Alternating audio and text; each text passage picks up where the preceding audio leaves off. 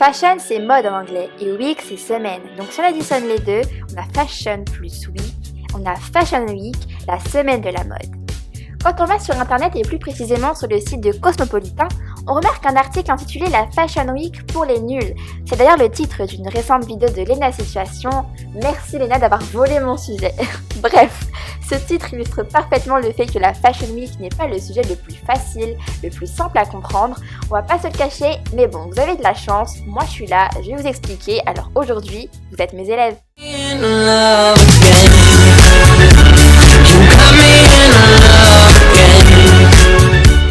Donc comme expliqué précédemment, la Fashion Week désigne la semaine consacrée à la mode. Elle se déroule dans les 4 capitales, toujours dans le même ordre, New York, Londres, Milan et Paris, le meilleur pour la fin. C'est une semaine par ville, la Fashion Week dure donc à chaque fois un mois. C'est l'occasion pour les créateurs de présenter leurs collections à la Fashion Sphère. Par Fashion Sphère, j'entends évidemment les journalistes, les acheteurs, les autres créateurs, Anna Wintour, obviously, et surtout les personnes d'influence qui influent forcément sur la notoriété de la marque, ses ventes et donc par extension sur son chiffre d'affaires. Mais d'où ça vient ? Eh bien, auparavant, les créateurs présentaient leurs collections dans des balles mondains, puis au fur et à mesure, ces présentations sont devenues plus intimistes jusqu'à devenir des défilés.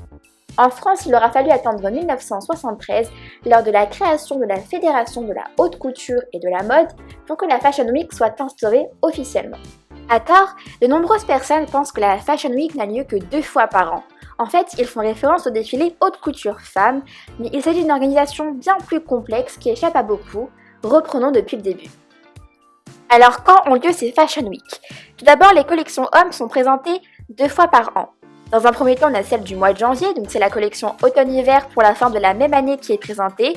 Ainsi, en janvier 2020, on connaissait la collection automne-hiver 2020-2021. Et on a également celle du mois de juin, où est présentée la collection printemps-été de l'année suivante. Donc du coup, au mois de juin 2020, on connaissait la collection printemps-été de l'année 2021. Alors attention, restez focus, on aborde le planning femme qui est le plus chargé avec 4 collections par an.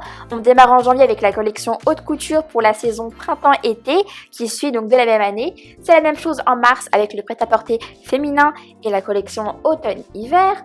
On se retrouve ensuite quelques mois plus tard en juillet avec la collection haute couture automne-hiver femme de la même année. Et enfin, en septembre, le prêt-à-porter féminin printemps-été, cette fois-ci, petite nuance de l'année suivante, c'est-à-dire qu'en septembre, on découvrait la collection printemps-été de l'année 2021.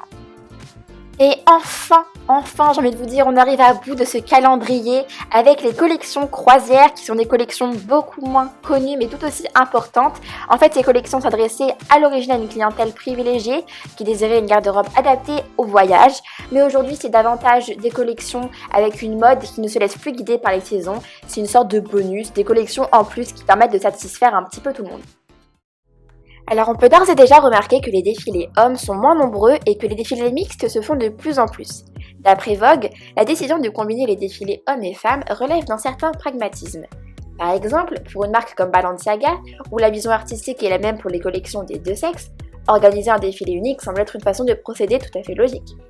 De plus, fusionner les 2 défilés permet d'être intéressant d'un point de vue financier. Cela permet également de refléter le comportement des consommateurs d'aujourd'hui, dont les choix vestimentaires font de plus en plus tomber les barrières traditionnelles du genre, d'où l'émergence de vêtements unisexes. Alors aussi, notez bien que les défilés haute couture se déroulent seulement à Paris, et ce en raison de son ancienneté et de sa primatie. Il s'agit de collections peu rentables car très chères, elles sont destinées à une petite clientèle à travers le monde et permettent surtout aux créateurs de se lâcher d'un point de vue artistique en proposant des modèles extravagants et impressionnants, en gros, des modèles que personne ne porte. Aussi, vous remarquerez qu'il est courant d'associer le luxe à la haute couture, or ça n'a rien à voir. Ne faites pas d'amalgame s'il vous plaît, ce sont 2 industries différentes car la haute couture c'est un label, un gage de qualité, encadré par des institutions. Il sera d'ailleurs intéressant d'en parler dans une autre vidéo, mais ça n'a rien à voir avec le luxe. Anyway, toute cette organisation faramineuse a dû être complètement repensée cette année lors du Covid-19 qui a beaucoup perturbé les défilés.